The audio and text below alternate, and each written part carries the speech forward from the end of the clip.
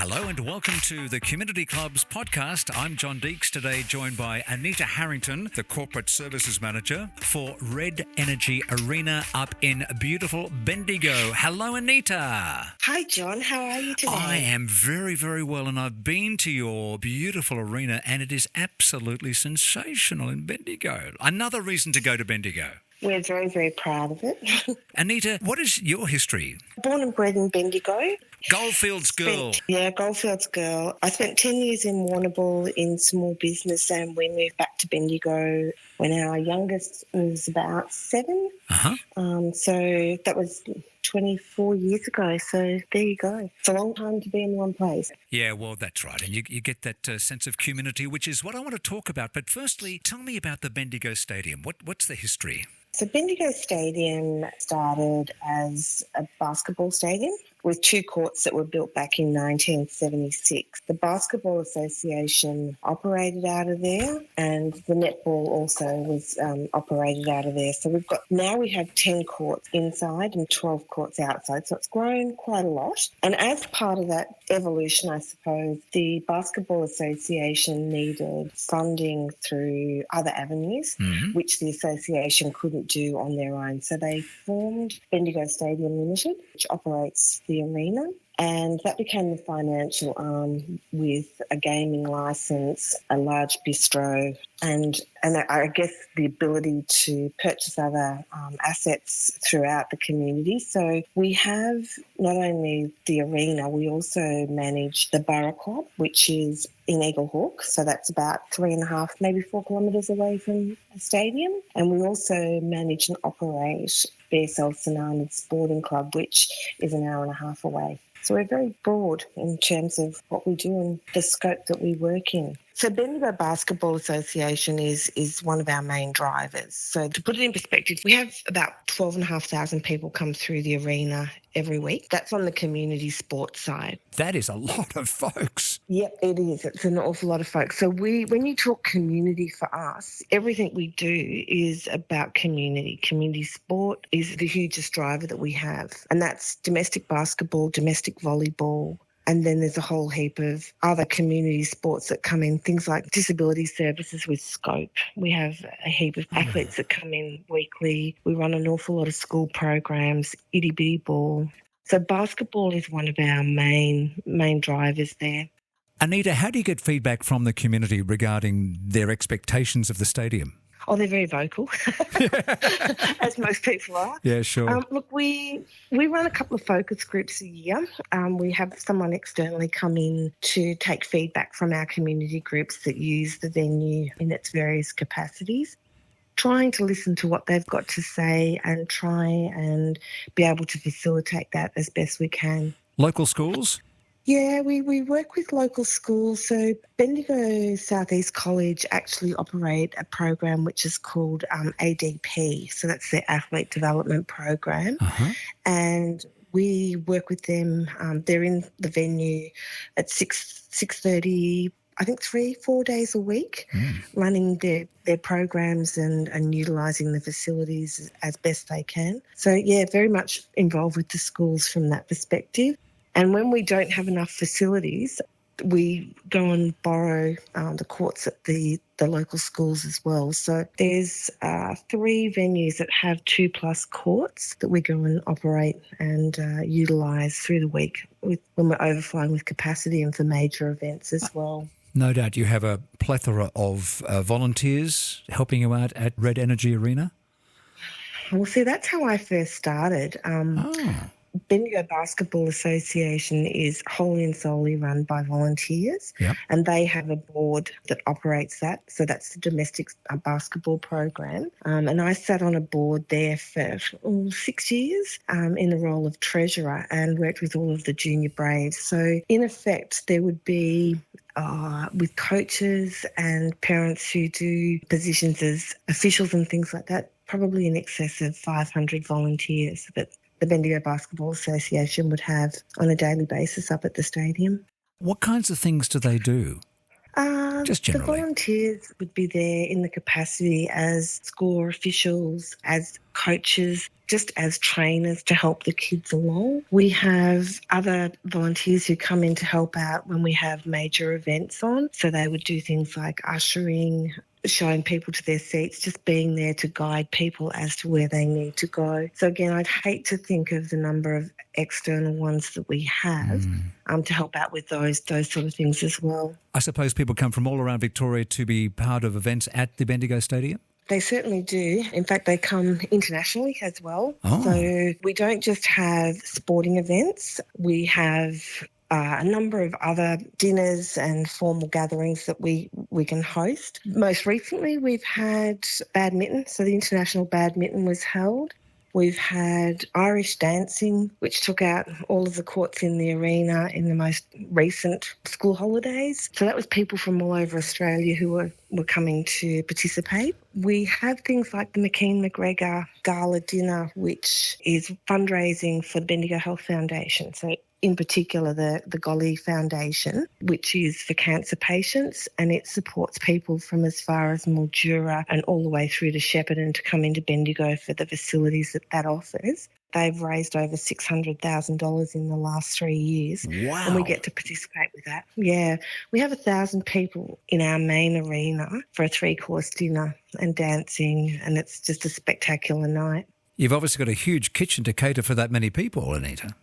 Look, it's our kitchen that we have for our bistro. So the bistro can have up to about 180 people in any one sitting, and quite often does, 360 meals on a Friday night. But when we do something like the gala ball, we bring in a number of people who have been friends or co-workers or previous workers that have gone on to other careers who come back and assist with those events. And we do some amazing work out of that kitchen, I can assure you. Do you have any initiatives focused on promoting health and wellness that the stadium supports or hosts? Absolutely.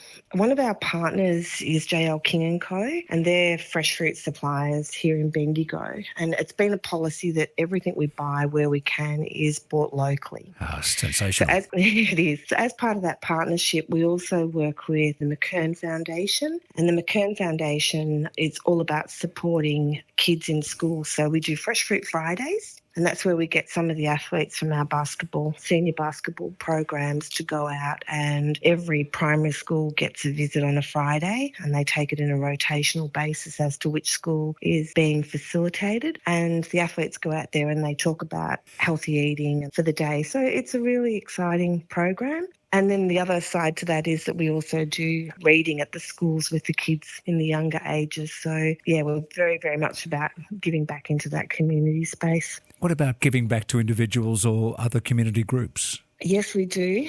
So at our St Arnaud Sporting Club, we have grants that come through, are assessed by the committee in St Arnaud, where it might be $1,000 for the local pony club, or it might be $500 for the golf club to go and buy a new lawnmower. So there's a lot of that going on in St Arnaud. The Borough Club, we actually support Empowering Eagle Hawk. So it's funding that is utilised, again, for individuals or for sporting clubs to have money go back into their needs. And again, they're all assessed on a basis that are approved by certain committees. At the stadium itself, we do things with Probus clubs, the netball clubs, any not-for-profit group that comes in and wants to have a luncheon, we will provide a rebate on what they spend. And more importantly, I think, is the work that we do with Scope, which is a disability service. And we have people with severe intellectual disabilities come in. They play wheelchair basketball,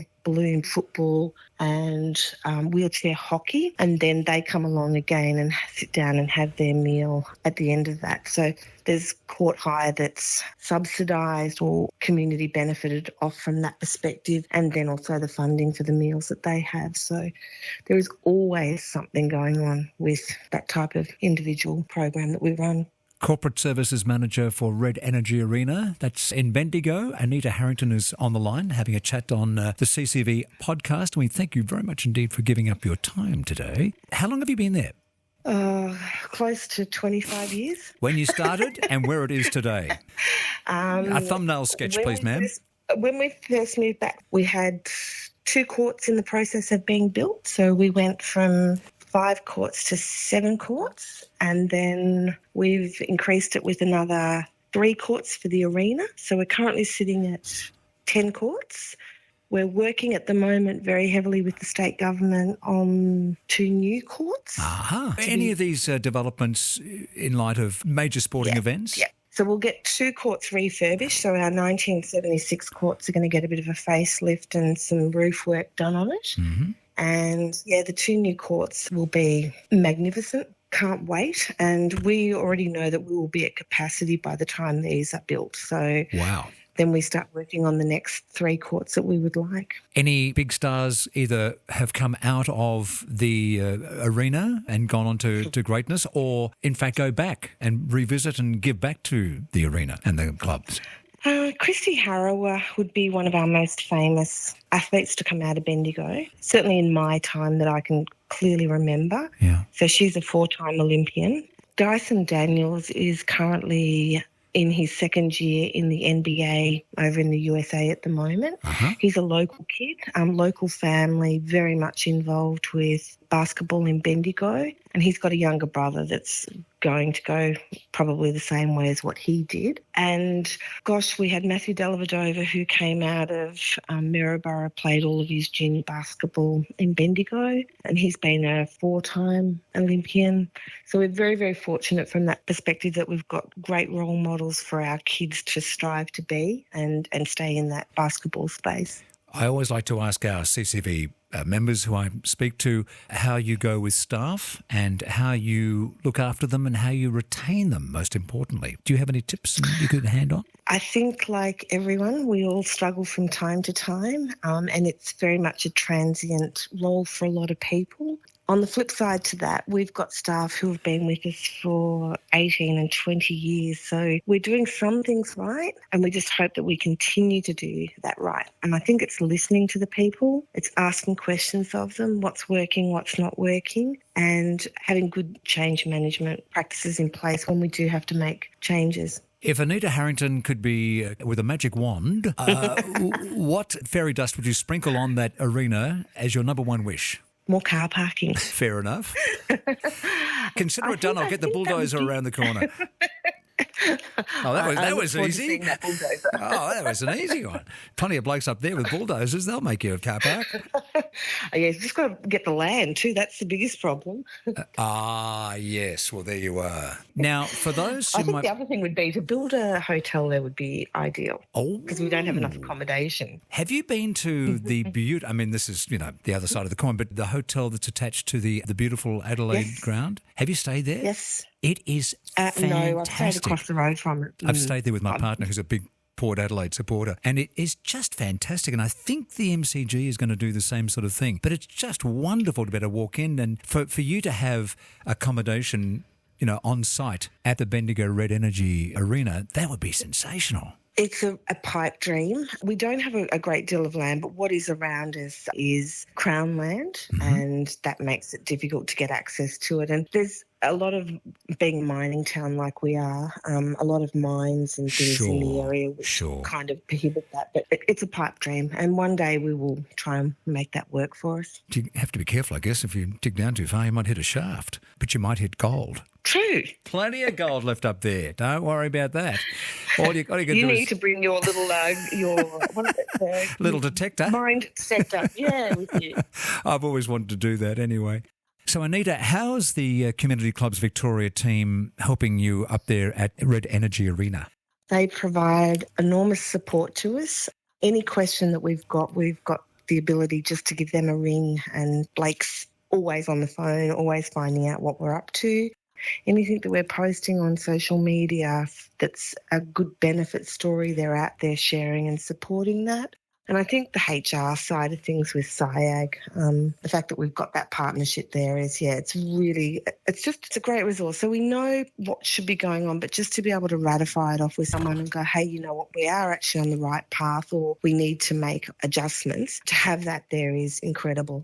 And I think the work that Andrew and his team do in terms of working through these government changes, I'm sure it's been challenging because they don't only work with clubs with gaming, it's other clubs as well. And trying to manage their time to benefit all of their clubs is amazing work they do.